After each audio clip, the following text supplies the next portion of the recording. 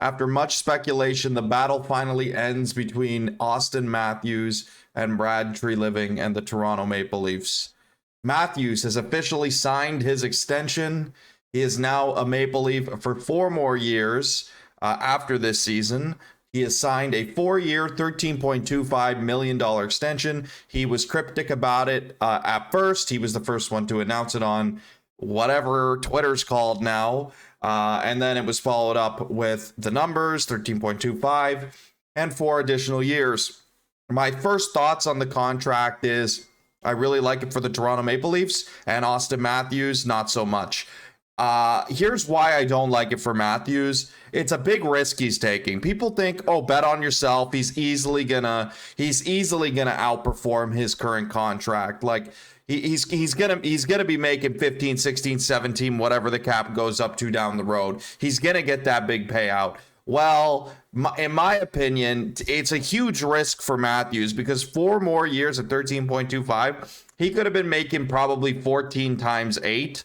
If he gets hurt at all, or his play drops off at all, or he gets hurt and he's just not the same player, maybe he's putting up 30, 40 goals instead of what we expect to 40 to 60, then maybe that next contract for him's not there. Plus he's going to be 30, and I don't know if there's that huge appetite to give Matthews well, it'll be 7-year deal in free agency. So it's a big bet on yourself moment for sure. I respect it. Don't get me wrong. It's just hockey is a very fast, physical, intense game, and anything can happen. So Matthews taking a huge risk here, in my opinion. I think he should have signed the 8-year, but you know what?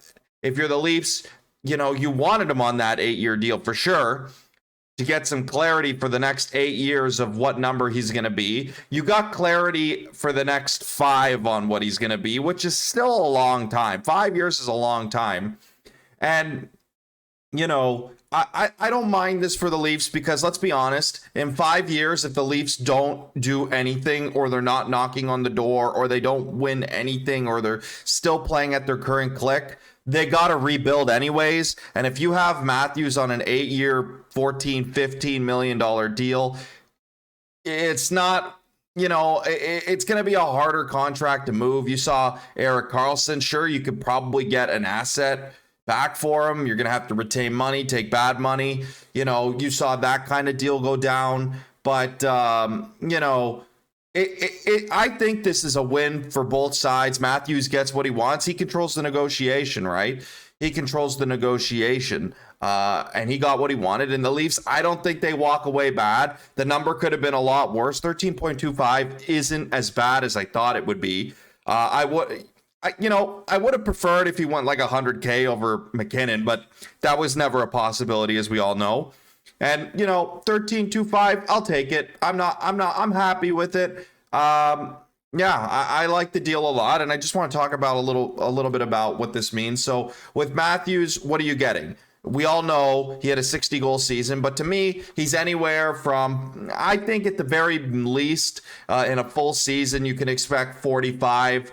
And 60 is his career best. Maybe he can go higher. Maybe 45 to 65 goals is somewhere I could see Matthews scoring in the future. I could see a couple more 100. Well, I could see him getting 100-point seasons for sure.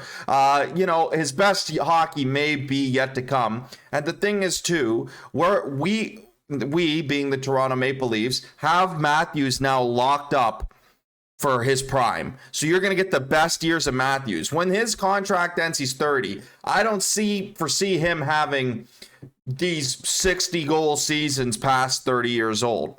So I really like this deal. I think we get him in his prime. We get his best production. And if you don't win with him in 5 years, you got to rebuild anyway. So, and this number's relatively low in comparison to what the cap's going to be. It's projected to increase by $4 million next season too. So he gets a modest raise, just below, I think, $2 million. So, I like this. I like it a lot. You get him in his prime. You're getting an excellent player. He's one of the top 5 players in the league for sure. You know, and you're getting him in his prime. So love the player, obviously. If you don't, I don't know what to tell you. And what does this mean going forward for everybody? So you have clarity on that number through 28, okay? So this is good because now you can focus on the Nylander negotiation. You can go to Nylander and say, hey, Matthews took less. What about you? What are you going to do here? And if Nylander said, well, I don't know if 13.25 is less. Well, you know, 14 could have been less. You can also present him with, yeah, we'll give you 9.25, but we'll give you like the Matthews kind of extension at, you know, we can give you 4 years at a lower cap hit like he took, because, you know, he could have probably got 8 years, 14, 15 million. Like I said, so there's a lot. I think you can use this in the Nylander negotiation. But also I want to look ahead here. So the Leafs are going to have a lot of UFAs next season. It's a chance for Brad Treliving to really put his stamp on how he wants the roster constructed. We saw with the cap space what he used it on in Bertuzzi and Domi, and also Klingberg.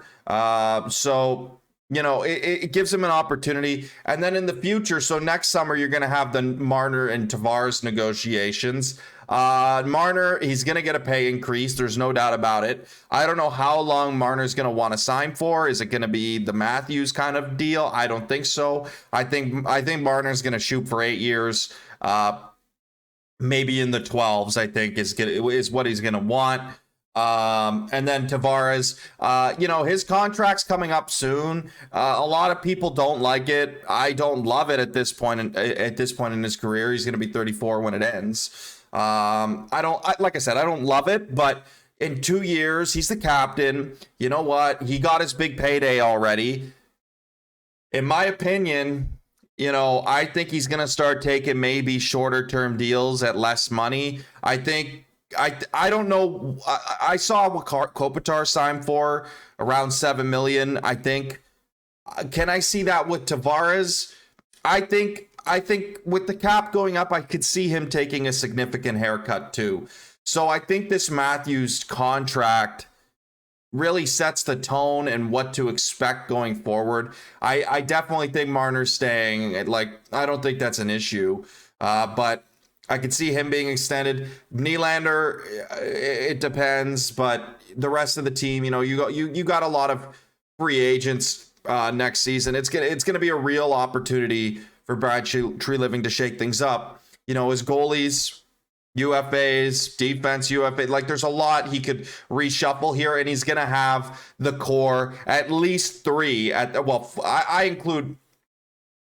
include Morgan Riley in this. So I guess the core 4. I actually think it's the core 5, but he's going to have his main pieces to work with, and all the other pieces are going to be free agents. He's going to have a clean cap, and he can really do what he wants going forward with that. So I like the contract. I like how it fits for the future. In my opinion, if you don't win a Stanley Cup by year, you know, if you don't win a Stanley Cup by the end of Matthews' contract, or at least show some signs that you're there, you just need a little extra. I think, like, by the end of this 5-year tender, 10-year from Matthews, I think regardless, you need to look at different directions. And this, I think the Leafs' best opportunity will come in 25-26 when that Tavares deal comes up,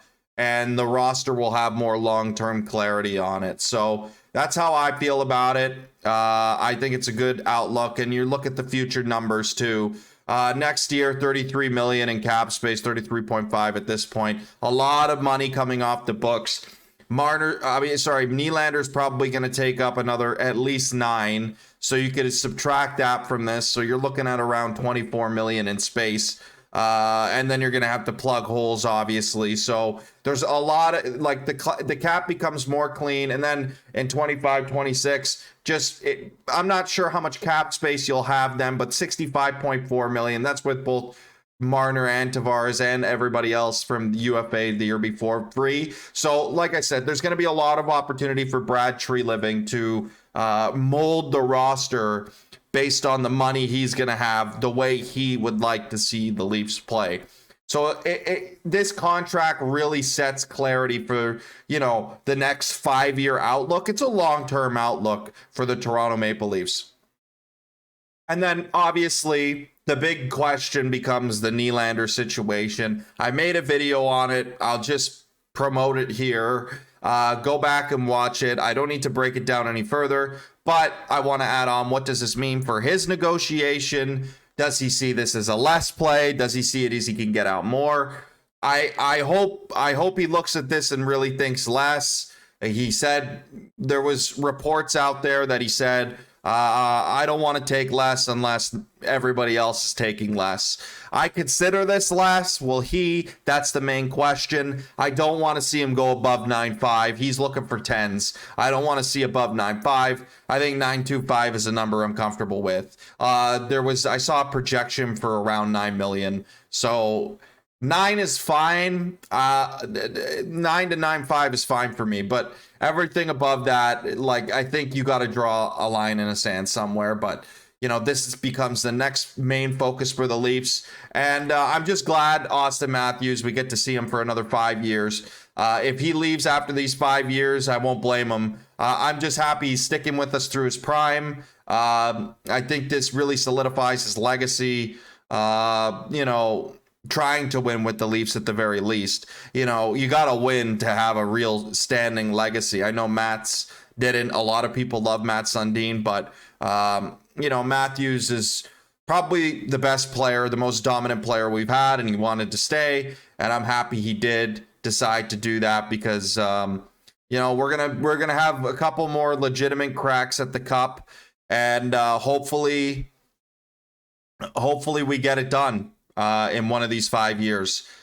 Because if we don't, Matthews is going to be 30. The whole teams are going to be in their 30s. It's going to be tougher from then on out to really compete. I know the Capitals, you look at that situation. Ovi was in his 30s when he won the cup with everybody. The whole team was, they had their youth, but they had 30-year-olds. So I think the next 5 years are the most critical time for the Toronto Maple Leafs in this potential competitive window to get it done. And I see year 3 of his current, year 3 of, the middle. I see that as the real knocking on the door. They have to be in the cup final moment. But it's a really happy day. We should all be celebrating this as Leafs fans. Getting him back, and I can't wait to see what Brad Treliving does with the Nylander situation. And apparently, we're still trying to add size on the blue line. I don't know how realistic that is, but before the beginning of the season. But it's a really exciting time to be a Leafs fan. You get your favorite player back for 4 additional years. You get to see him 5 total, and I'm excited. I hope you are too.